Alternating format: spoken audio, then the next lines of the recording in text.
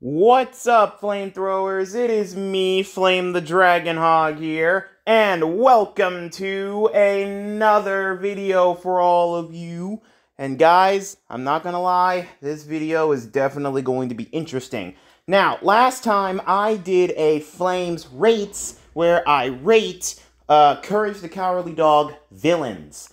Where this time, guys, get this, I am going to be rating not the scary villains, but the really harmless. Like, you know, sometimes the monsters, they just currently wander into Courage's life, but they don't hurt him. They just either help him out or, you know, just provide some little bit of scare that really, you know, doesn't really creep him out. But overall, I would exactly call them harmless because, you know, he's not that bad. I mean, the monsters here aren't that bad. But anyway, just let me know in the comments down below which one of these monsters. I'm going to be counting down my top 10 favorite harmless monsters that ever showed up in Courage the Cowardly Dog. So guys, let me know in the comments down below which one of these monsters do you think is the most harmless, okay? Anyway, without further ado, let's begin. Now, the first one we have here is... oh boy, okay, so first up we have is Sheira. I think that's how you say her name. But anyway, she's the medium of Nowhere. Basically, she's the fortune teller. Well, in some of the episodes that she did show up in, there was that one episode where she put that curse on Eustace that made it rain on his head all the time. And there was that other curse, that she put on Muriel and Eustace that made them swindle each other a lot. And then there was also that Velic record. There was also, there was also the time where she conjured up, Eustace's dead brother to give him some advice and stuff. I'm not gonna lie, this girl right here, she definitely is pretty much harmless. Well, except for that one, except for the episode where Muriel wasn't talking anymore. And then, next thing you know, well, except for that one episode where Muriel wasn't talking anymore, and she conjured up this monster that made her talk. Which was just crazy. But anyway, would I exactly call her harmless? Well, I guess maybe I would. I mean, she's not that bad. I mean, sure, she did cause some problems and stuff, but not that bad of a problem. So, yeah, I guess I would call her harmless. Anyway, let's keep going. Alright, next up we have is Velvet Vic. The person I was just talking about. Oh boy. Well, I would exactly call him harmless. I mean, he wasn't that bad. I mean, all he did was trap Muriel inside his own record. I mean, that wasn't that bad or anything. Oh yeah, it was kind of bad when he broke the record, trapping her in there. But anyway, I guess I would call him harmless. I mean, he wasn't that bad or anything. I mean, sure, he did trap Muriel in that record. But I guess I would exactly call him harmless, maybe. Just let me know in the comments, what do you guys think about Velvet Vic? Do you think he is harmless? I mean, like I said, all he did was just trap Muriel in his record. Anywho, let's move on to the next one. Next up is the SandWhale. Oh boy, the SandWhale. Okay, well, let's think back to his cartoon. Well, the cartoon that he starred in, it was the episode where he tracked down, he tried to track down Eustace's father, Icket Bag, trying to get his accordion back, but he mistaken Eustace as Icket, and he just went on this crazy rampage through the house, destroying it, and he also trapped Muriel and Eustace inside of him, shaking them up, and trying to get them to give him the accordion, which they didn't have because Eustace's mom had it. And turns out that Eustace's mom really, really didn't want to give up that accordion. Ugh. Mothers, am I right? I mean, don't get me wrong, guys. That's just kind of nuts. Anywho, the SandWhale, I guess I would call him harmless. I mean, he wasn't that bad of a character. I mean, sure, he did destroy the farmhouse, but hey, if you think about it, lots of villains destroy the farmhouse, if you think about it. I mean, think about it. King Ramses destroyed the farmhouse. SandWhale destroyed the farmhouse. And lots of other characters destroyed the farmhouse. I mean, think about it. Guys, put down in the comments down below, how many villains do you think destroyed the farmhouse? Oh, boy. Anyway, yeah, SandWhale, I think he is pretty much harmless. Just give him what he wants, and then he'll just leave you alone. Anyway, let's keep on going. Alright, next up is the Storm Goddess. Oh, boy, the Storm Goddess. Well, I'm not gonna lie, guys. The Storm Goddess, I guess I would call her harmless, even though she did conjure up a storm wherever she went. It was kind of windy and stuff. But anyway, I would exactly call her harmless. I mean, all she wanted to do was find her lost dog, if you think about it. All she wanted to do was find her lost dog, which was pretty hard. I mean, and then next thing you know, her and Muriel got into a fight trying to take ownership of Courage. Oh my gosh, it was just kind of nuts. I really did feel bad for the Storm Goddess, if you think about it, guys. I really did feel bad for her. I mean, like I said, all she wanted was to find her lost dog. But I guess I would say she was kind of harmless. Even though, you know, she did actually destroy the farmhouse in a great big storm and stuff. Almost blew Muriel away, and she almost took Courage home with her. Yikes and stuff. Which was just bad. But anyway, I guess I would call her harmless. I mean, to tell you the truth, guys, I would actually smash. I'm kidding. But then again, having a Storm Goddess as a girlfriend would be kind of interesting if you think about it. But anyway, come on, Flame, stay focused. This isn't a Date Smash or Pass. This is a rating. Or, oh boy. Okay, anyway, let's keep going. Alright. Let's just keep talking about her. Anyway, I would exactly call her harmless. Just don't piss her off. Okay, just don't piss off the Storm Goddess because, you know, she just wants to find her dog. That was all. I mean, come on, guys. If our dog was lost, wouldn't you want to find him? Wouldn't you want to find him? I mean, come on, just think about it. Anyway, let's keep going. All right, next up is the Sandman. Oh boy, the Sandman of Nowhere. Okay, well, I would exactly call him harmless. I mean, all he did was just steal Muriel's, you know, sleep sand, so that way he can go to sleep himself. I mean, I find that really hard, because, you know, think about it. Sleep is a very, very important part of human nature. I mean, we sleep to re-energize ourselves and lots of other stuff. Because without sleep, what the world are we going to be doing? Anyway, I would exactly call him harmless. I guess I would call him harmless. I mean, because honestly, I just felt bad for him. He can make everybody else fall asleep, but he can't fall asleep himself. And it's a good thing Courage did help him out. He did help him out by having him fall asleep. He did help him out. And see, guys, like I said before, sometimes Courage's monsters, they actually do make him help them out. Because, like I said, they just want, you know, a little bit of help, or sometimes they're evil, sometimes they're not. But, yeah, like I said before, I guess I would call him harmless. I mean, like I said, he just wanted to get some sleep. Anyway, let's keep on going. Alright, next up is the paper cutouts of Muriel and Eustace. Oh boy, you guys remember that episode? You guys remember that episode where that weird guy that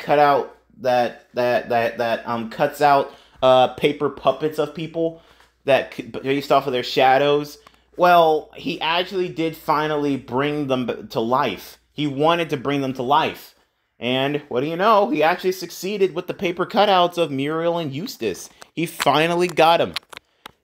Yep, it was actually really interesting and stuff. But I'm not gonna lie, Courage, he actually tried to adapt to, you know, living with his new paper family. He actually tried to adapt to it. But I would exactly call them harmless because, you know, they're still his owners. Well, their souls are inside that paper. But I'm not gonna lie, they actually were harmless. They didn't exactly do much harm. they didn't actually do anything to Courage. They really didn't actually do anything to him. I mean, they just tried to live normal lives as, flesh people, but really they're paper. But I would exactly call them harmless. I would call them harmless. I mean, they didn't do anything evil or crazy or anything. They're just living, walking, talking pieces of paper. But anyway, yeah, I guess I would call them harmless. I mean, I did also feel kind of bad for that, one dude that just wanted to bring them to life. I felt kind of bad for him because think about it. If you guys had like amazing creations and stuff, wouldn't you want to bring them to life? Well, not literally, but like metaphorically bring them to life, not like actually bringing them to life. Because that would be weird. Anyway, yeah, I guess I would call the, paper cutouts of Muriel and Eustace harmless. I would call them harmless. Anyway, let's keep going. Alright, next up is the Scarecrow of Nowhere. Oh boy, I remember this guy. So basically, guys, there was a episode where Eustace, Muriel, and Courage, they just came back from like this fair, and they actually made a shortcut through through a cornfield where they ran over this old scarecrow. So Muriel took it home and patched it up, fixing him up a little. And so he came to life. And then he started protecting Muriel and Courage and everybody else from lots of harm. Well, he tried to. People just didn't find him scary enough. That is, until he got to bulk up and, he really started protecting people. But like I said before, he wasn't exactly harmless. He just wanted to do his job in scaring and protecting people. He just wanted to do his job. So, yeah, I guess I would call the Scarecrow, harmless. Now, of course, Muriel did try his best. She did try her best. I mean, anyway, let's keep going. Alright, next up is the magic tree. Oh boy, the magic tree. It was a really, really sad story about the magic tree. I mean, sure, Courage may have gotten swindled when it came to the trees, when it came to the seeds and stuff. It was almost like a Jack and the Beanstalk thing. But after when those seeds grew, they grew into this amazing tree, which provided Courage and Muriel with all the stuff that they ever wanted. A new stove, movies, and lots of other stuff. That is, until Eustace got jealous of the tree. Until he got jealous of the tree and wanted to chop it down. That's when the tree finally came to life and gave Courage some advice on how to, save himself and Muriel, who also had this weird disease and stuff. It was kind of bad. But anyway, it was a really, really sad story because while Courage was gone getting the cure for Muriel's, illness, Eustace cut him down. Killing him. Oh my gosh, I'm not gonna lie. That was a really, really crazy episode. I mean, don't get me wrong. I really liked the tree. I really liked him. I mean, sure, he actually did do a great job giving, Courage some advice and stuff on how to, save Muriel. Anyway, yeah, I would call the tree harmless. He wasn't bad at all. In fact, he was actually really, really helpful. So, yeah, I would definitely call the tree harmless. Alright, let's keep going. Next up we have is the Hunchback of Nowhere. Oh boy, the Hunchback. Oh man, I really did feel bad for this guy. I really did.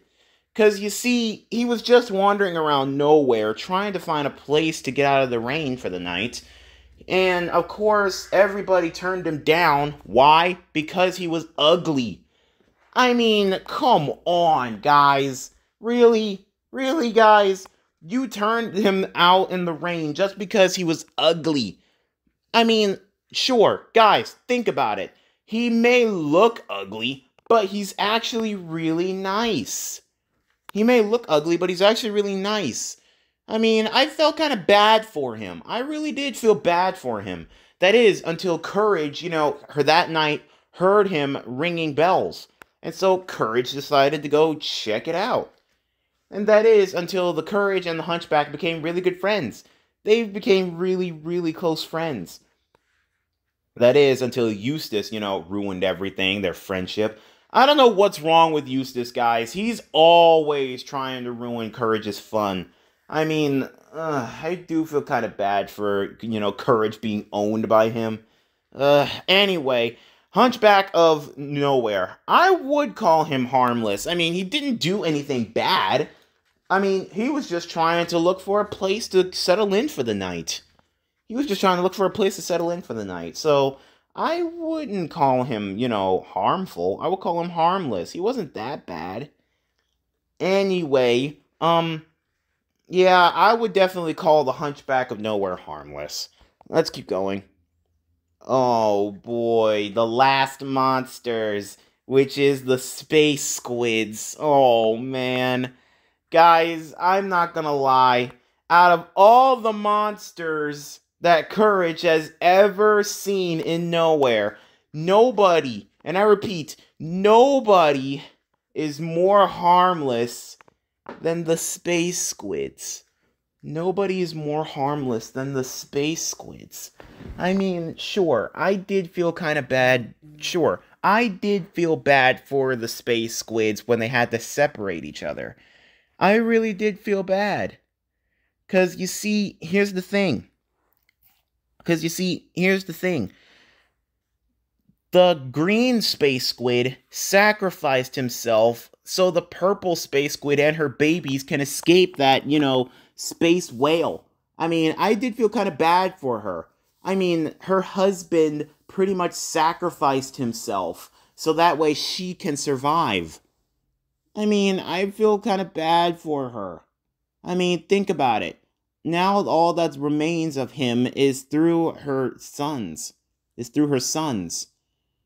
So, yeah. And when she crash landed in Nowhere, she just wanted to make a nest so that way she can keep her babies safe, not get experimented on by the government. I mean, come on. And plus, not only that, the least she could have done was just, take care of, her kids before she passed on. And before you ask, yes, she did pass on. So, I felt kind of bad for her. But overall, I really did think that, she was actually really, really harmless. So, yeah, I would definitely say she is really harmless. So, yep, 100% harmless monster. So, yeah. Anyway, that's it for this video. Hopefully, you guys enjoyed it. And if you did, please leave a like and comment down below, guys. And also, let me know in the comments down below, what did you guys think? Are any of the monsters that I named here actually harmless? Or do I have to go back and see Courage, the Cowardly Dog, to see what these guys actually did? But anyway, if you guys enjoyed this video, please leave a like and comment down below. And also, let me know in the comments down below if maybe you guys want me to bring one of these characters onto the channel. Because I'll be more than happy to. Just let me know. And if you guys are not already subscribed to the channel, be sure to hit that subscribe button and turn on the notification bell. So that way you guys will be up to date whenever I post. Anyway, this is Flame the Dragon Hog, signing out for now. Oh, I almost forgot. Be sure to keep an eye out later on today when I do a reaction video to a death battle. And I'm pretty sure a lot of you guys might know what death battle I'm going to be watching. Anywho, like I said before, this is Flame the Dragon Hog, signing out for now. Later, flamethrowers.